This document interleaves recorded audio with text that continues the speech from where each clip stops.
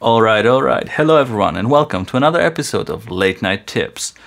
Recently I had the opportunity to spend about 4 hours with the new AKAI MPC live, and it was awesome. So in this episode I would like to share my first impressions on the device. So let's get right into it.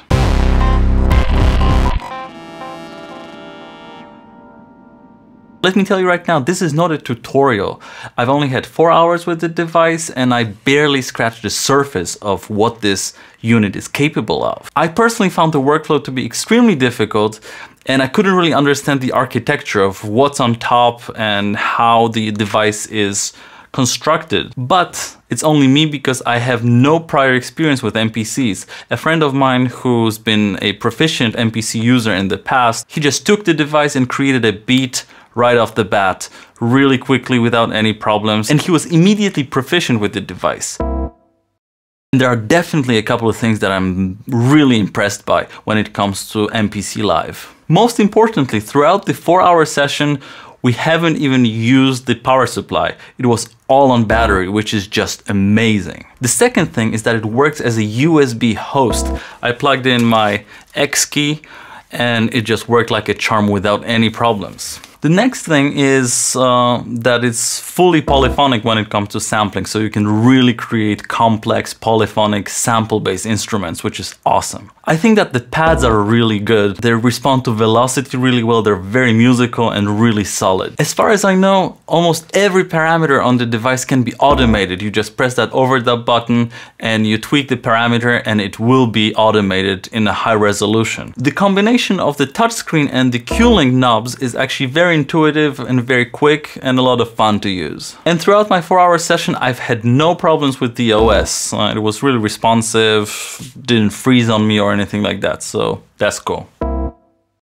There are two things that I'm not really impressed by. Most importantly, the effects. I didn't really like the quality of the effects, especially reverbs, and I'm going to demonstrate that later in this video. One thing I was kind of hoping for, this being a central hub for your studio, is that USBs don't seem to be sending MIDI at all. So you cannot plug in your iPad and expect it to work. You can apparently use your iPad as an input device, but you cannot really sequence things on the iPad from the AKAI. At least I haven't found a way to do that. When it comes to the touchscreen, because this was something that a lot of people were concerned about, I found that the best way to use the touchscreen is to use tap to select and then just use the Q-links to really control the device. The touchscreen was pretty responsive, it was pretty quick. And one issue that I've had with the touchscreen is that scrolling pages was there was no feedback on that. It was a little bit difficult to do.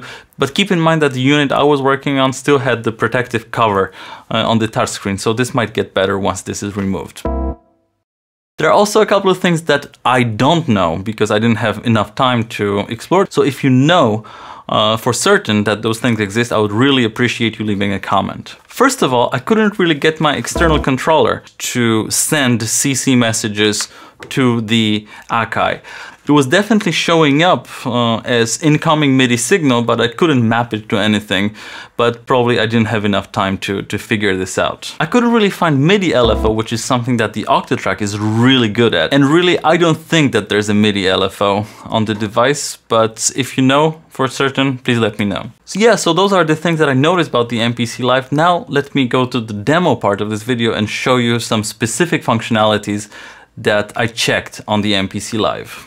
We're going to look at using this as a MIDI hub. We're going to look at polyphonic sample playback. We're going to explore automation. I'm going to try and record a longer sample. And finally, we're going to check the effects. Namely, I'm going to show you the reverb. Yeah, so let's go. All right, so first of all, I'd like to check if it works as a MIDI hub. And what I mean by that is I want to check if I can send MIDI signal from one master keyboard to different synthesizers on different channels.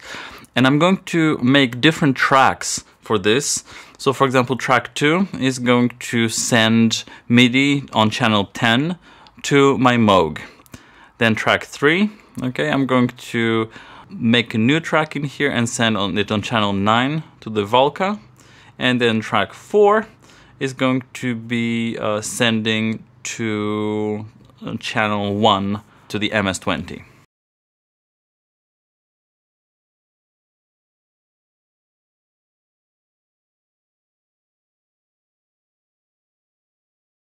Now that I changed the tracks, the channels change as well. And now I can cycle through those channels and get it really to work.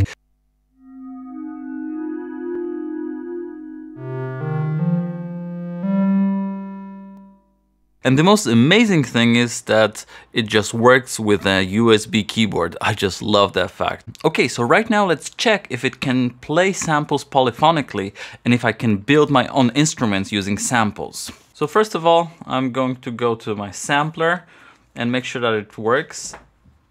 Yes, it does. And you can hear my Yamaha MK-100 plus some reverb that I want to sample in. I'm going to hit record and record just one sound. Might be a little bit too hot. Now I'm going to name it and save the sample. Actually, the keyboard is a lot of fun and it's great to have a proper keyboard. Just so much better than the encoders. Okay, now I have the sample. So I'm going to create a new track and I'm going to go to a key group. Yeah, and then through menu and program edit, exactly, and to sample, and I'm going to select key 4 that I just recorded. And it just works. It's a little bit too hot, so I'm going to lower the level a little bit.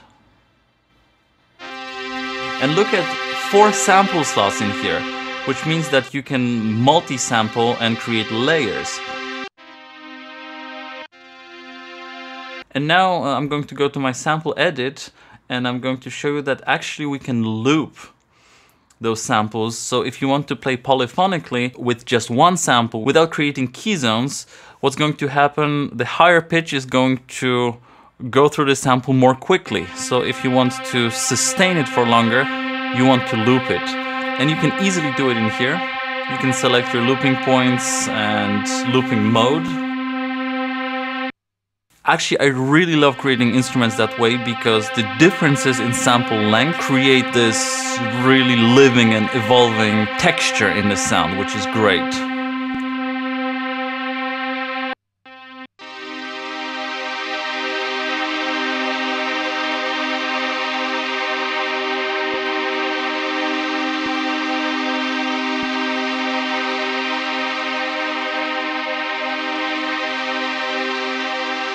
And you can apparently assign samples to keys to avoid aliasing if you want. Didn't have the time to check it out, but a couple of people told me that it's possible. If you can confirm that in the comments, that would be great. Right, the next really awesome feature of the MPC Live is the automation that it has. So essentially you can automate almost any parameter that you see on the screen, and you just do it by pressing the overdub button. So let's hear a beat in here. Pressing the overdub button, and I'm going to press mute.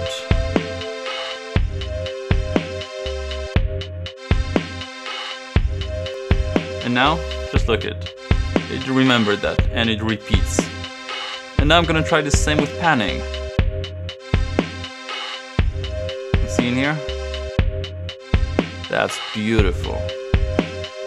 If you want to clear your automation, one thing you gotta remember that apparently you need to stop playback because the erase button in here on top is not going to work if you're in play mode. If you stop playback, go to erase and delete automation, you see it's no longer here.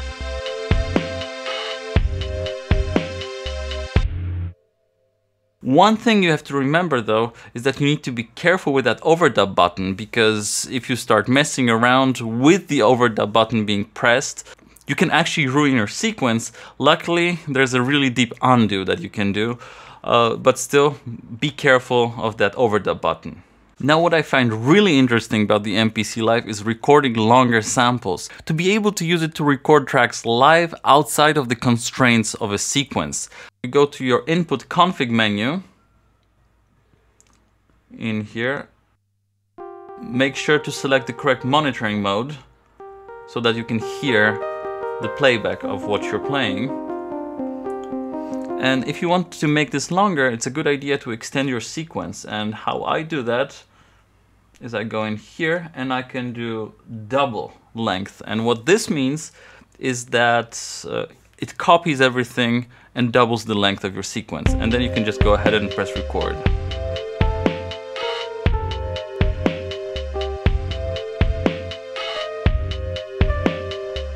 And that's it. And it works like a charm, and actually editing is not so difficult later.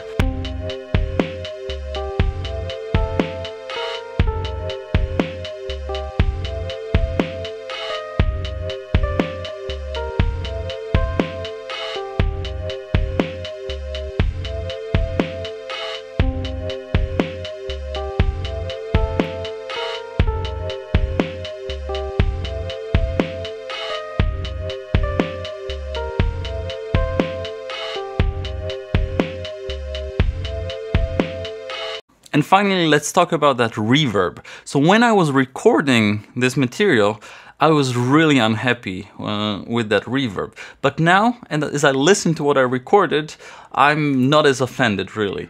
It's definitely a low CPU reverb, but I think it's passable. And for this part, I'm just going to shut up and let you hear how I tweak that reverb.